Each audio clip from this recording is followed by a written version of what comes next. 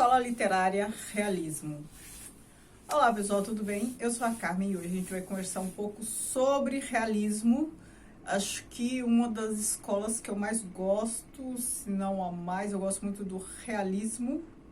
Como sempre, antes de começar a mostrar, conversar sobre o realismo, mostrar as obras que eu tenho, explicar um pouco, vou pedir para você se inscrever neste canal, caso ainda não seja inscrito, que me siga lá no Instagram, Que Vi do Mundo, que curta este vídeo, além de comentar, compartilhar também para o nosso canal crescer. Realismo. O realismo aconteceu no século XIX também. Aliás, o século XIX ele foi um século riquíssimo para escolas literárias. A gente viu já o romantismo, né, que começou no 18, foi até 19, sendo que no Brasil foi só no século 19 o romantismo. A gente tem realismo, a gente ainda vai ter parnasianismo, simbolismo, naturalismo, tudo no século 19. Um século bem complexo, bem rico para surgir coisas, porque foi um século bem problemático do ponto de vista ideológico. A gente vai ver isso principalmente na próxima escola, naturalismo, né? Várias teorias que hoje já são obsoletas, mas várias teorias, né, racistas e tal. Então isso deu margem a muitas coisas. Foi um século em que muita coisa surgiu também, muita evolução científica. Então, assim, o lado sombra disso foram aquelas teorias que a gente vai ver melhor no próximo vídeo, mas aqui a gente já começa a introduzir o tema, as teorias racistas e tal. Agora, o lado luz dessa questão de evolução científica é que surgiram várias áreas, né, de conhecimento, áreas acadêmicas, até arqueologia, psicologia surgiu no século XIX, estudos mais especializados em ciências naturais, né, porque a gente teve a questão da origem das espécies do Darwin, aí, né, foi que jogou luz numa situação, desenvolvimento de química e tudo mais. Percebo que não é pouca coisa num século que já estava ali bem impactado pela Revolução Industrial, né? Então, a Revolução Industrial, a primeira aconteceu no século XVIII, a segunda no século XIX. No século XIX, já com a experiência dos impactos da Revolução Industrial do século XVIII, a do século XIX só fez fortalecer esses impactos e fez com que a crítica sobre a Revolução Industrial ficasse mais fortalecida. E é por isso que surgem também, e por essas e outras surgem várias escolas, várias críticas, vários estudos. O realismo, ele surgiu na França. No vídeo passado sobre o romantismo eu falei para vocês, o romantismo surgiu na Alemanha, é um drama burguês, um movimento burguês por excelência, a questão romântica. E eu falei para vocês que essa questão de educação burguesa era uma questão cara, principalmente a Alemanha, não tanto quanto a Alemanha, mas tinha ali uma preocupação com a formação da burguesia à la aristocracia, né? Então, é a burguesia que queria imitar a aristocracia e tal. E, curiosamente, na Alemanha surge o romantismo, na França, o realismo. Mas o que é o realismo? O realismo é uma crítica ao romantismo, né? O movimento sempre vai criticar o outro, porque acho que um exagera muito, carrega muito nas tintas a ponto de vir a crítica logo depois, né? Num movimento de tese e antítese, sempre. Então, a crítica dos realistas, digamos assim, dessa escola estética, é principalmente ao idealismo. Essa coisa, assim, etérea, essa falta de fio terra. É por isso que se chama realismo, em oposição ao idealismo. É a realidade nua e crua. Por quê? A gente está num contexto em que a Revolução Industrial já está decepcionando bastante, o empobrecimento das pessoas já não dá para ser ignorado, muito menos evitado.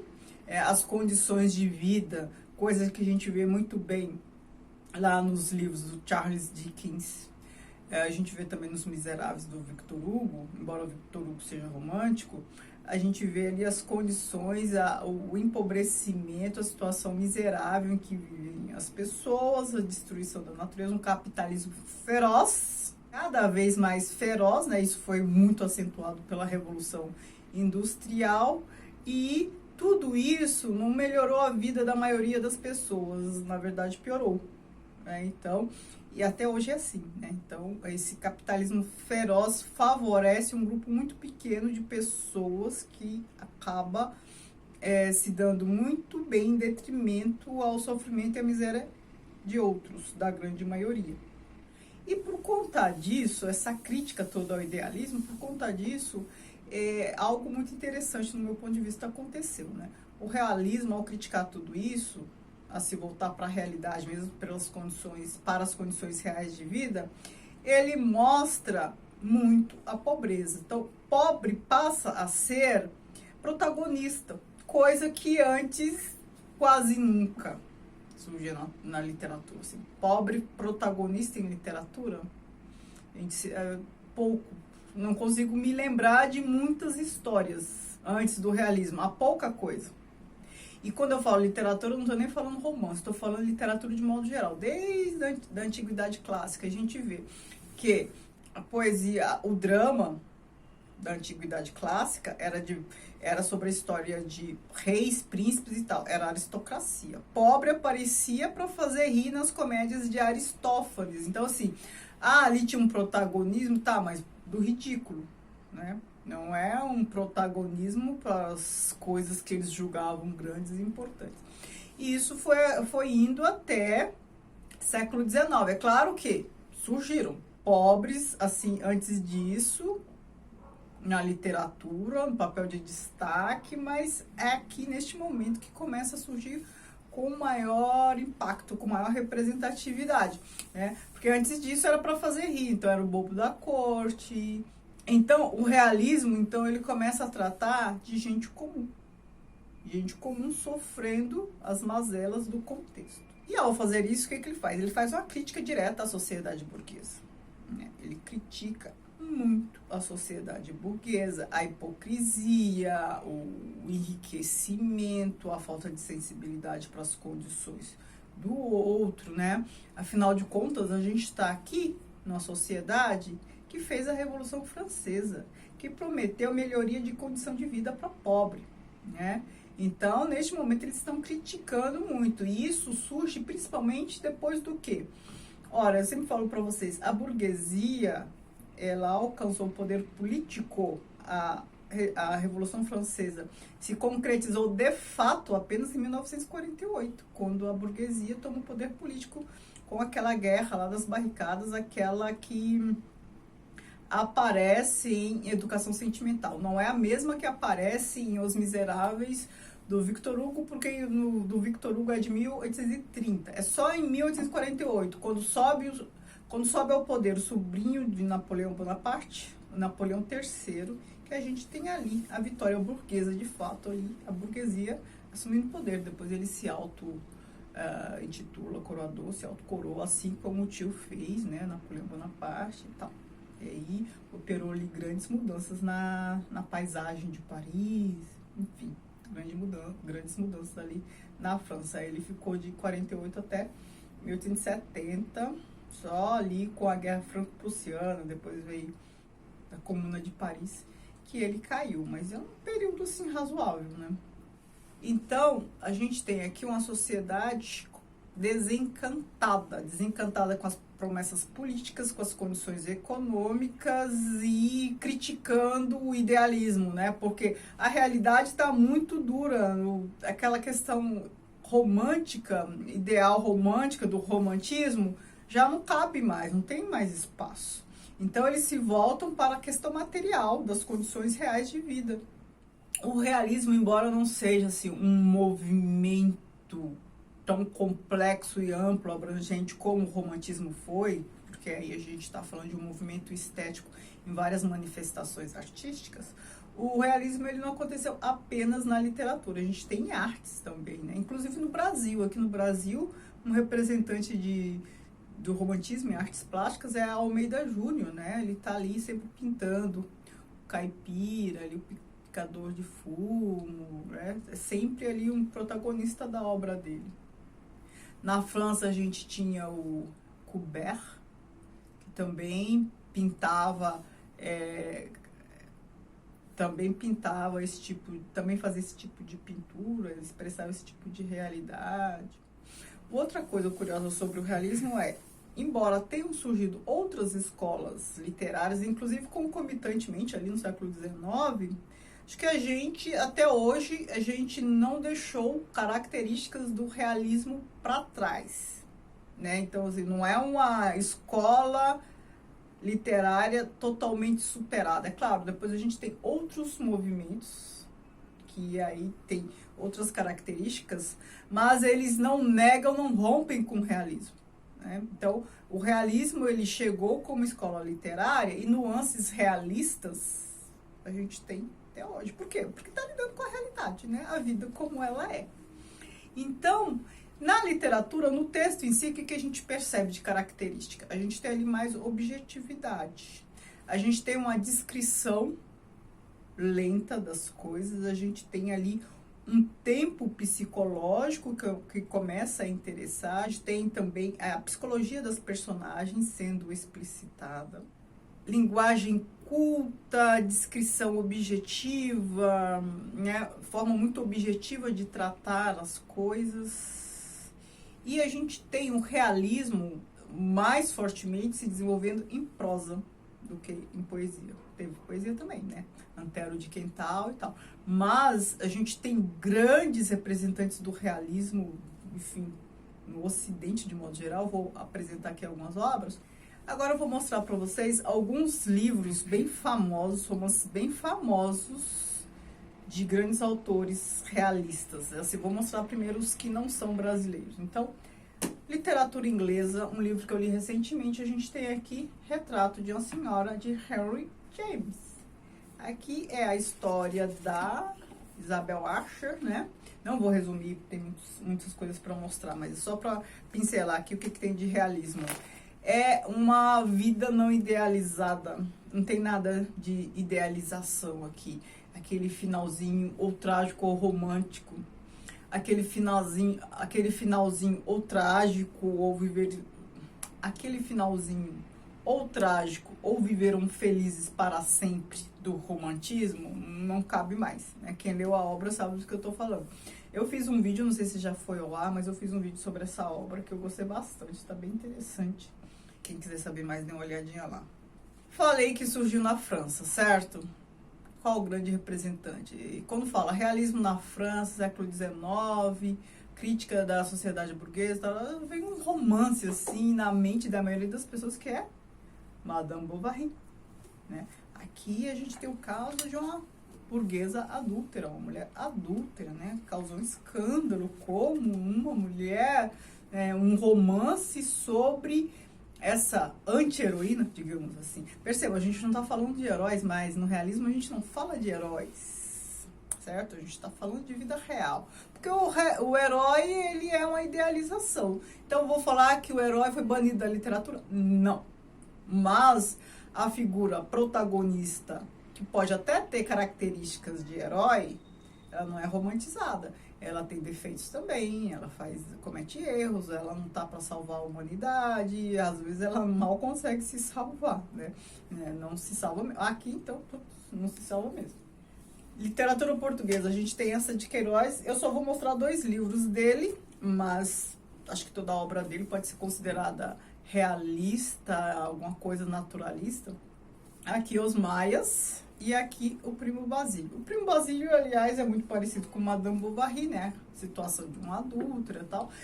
Essa de Queiroz realmente se inspirou ali no Flaubert. E a gente tem a história de uma adúltera, de um escroque, né? O Primo Basílio, os fins, assim, que não são nada romantizados, né? E tal. Aqui, Os Maias, a gente tem a história... Eu gosto muito dessa história, né? Tinha uma minissérie na Globo que eu achei bem boa até. E aí eu vi a minissérie e depois li o livro. Aqui é a história de 2 irmãos que acabam se relacionando. A gente tem uma história aqui de incesto. Agora, a literatura russa. Eu vou apresentar 3 obras para vocês. Chekhov. As 3 irmãs. Percebam que aqui a gente está falando de teatro. Já fiz um vídeo sobre esta obra. Deixa eu ver, dessas obras todas, eu acho que eu fiz sobre Retrato de uma Senhora, essa aqui e as outras que eu vou mostrar. Então, as três irmãs aqui, a gente tá aqui com aquelas três irmãs lamentando a perda de um status quo. A gente está falando de uma Rússia, agora já não lembro se é fim do século XIX, comecinho do século XX, mas é uma Rússia pré-revolução, né? E aí a gente já tem uma aristocracia bem decadente, a gente já tem uma pequena burguesia, sim, teve burguesia na Rússia, e a gente tem ali uma pequena burguesia e a gente tem a aristocracia decadente, embora a Rússia ainda vivesse num sistema assim pouco feudal, estava bem confuso nesse momento. Então, assim, era evidente que aquela situação ia mudar, porque ficava muito difícil de sustentar assim um regime feudal. Aí já tem a burguesia, ainda tem uma aristocracia em pleno século XIX, comecinho do século XX, o mundo está todo diferente, a Rússia não está dando conta dessa situação, esse regime não dá conta mais da realidade, né? Tá tudo em polvorosa. Ali a gente tem ali a iminência de uma, eu não digo de uma revolução, porque aqui não tem viés político, mas de situação que está mudando, né? E a gente que lê isso depois que tudo mudou, a gente já consegue identificar algumas coisas assim como um prenúncio, né? E aqui a gente tem personagens bem melancólicas, né? Perda de status quo, perda de um modo de vida e uma dificuldade, até uma resistência de começar algo novo, né? Às vezes até por uma falta de capacidade de imaginar o novo, né? De realizar esse novo. Dostoiévski, Crime e Castigo. Aqui a situação de miséria, de empobrecimento aparece muito, né? Principalmente na situação da personagem Sônia, ou então do próprio Raskolnikov, né?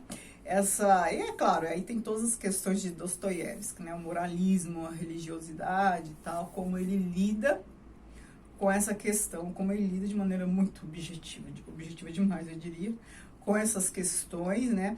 Percebo que a gente tem um herói aqui em conflito, tipo Hamlet, mas percebo que não é um príncipe da Dinamarca aqui, a gente está falando de um estudante pobre, com os mesmos conflitos lá do príncipe dinamarquês, né? A gente está aqui em outro momento, um momento que pobre protagoniza, é aquilo que eu falei.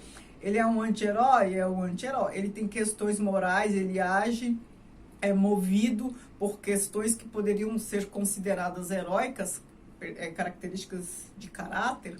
Herói, sim, mas o que ele faz? Ele comete crime. Então a gente não está aqui tratando de um herói que salva a pátria, não, muito pelo contrário, ele se torna um criminoso, por mais que ele tenha agido ali motivado por boas intenções, enfim, né, ou por revolta, uma denúncia social. Então perceba, a gente tem aqui denúncia social, né? Tem a questão da usurária, a exploração do miserável, a gente tem a situação de denúncia social, a gente tem a questão num romance, numa obra realista. E o último que eu vou mostrar aqui não é de literatura brasileira, é também de literatura russa, é Anna Karenina Tolstói. Essa é a obra que eu mais gosto de Tolstói, né? O magnum opus dele todo mundo sabe, é Guerra e Paz, mas eu acho que eu prefiro este aqui. A gente tem a história de mais uma adúltera, né? Eu percebo que isso estava na moda, né? Na literatura do século XIX. Mais uma adúltera na Rússia ali, aristocrática ainda, né? A gente está num período antes da Revolução. Ela se apaixona, tem um caso lá e tem todos os conflitos, todos os dramas, né? A gente tem... essas mulheres traidoras, infiéis, percebam que elas têm um fim bem parecido, né? Por mais que o realismo mostre situações que antes não eram mostradas, porque as situações eram idealizadas. Imagina, a mulher ideal do romantismo era a Carlota lá dos Sofrimentos do Jovem Werther, né? Aquela criatura idealizada e tal. Que a gente está com uma mulher que comete erros, uma mulher que tem seus conflitos e tal. Por mais que já tenha espaço de personagens assim na literatura, a sociedade ainda não está pronta para o triunfo dessa mulher, dessa personagem com esse perfil. Agora a literatura brasileira, que é o grande representante do realismo, o adorado Machado de Assis. E aqui eu cito a obra Memórias Póstumas de Brás Cubas. Foi só ele? Não, não foi só ele, né? Mas eu acho que falar dele já é suficiente. né?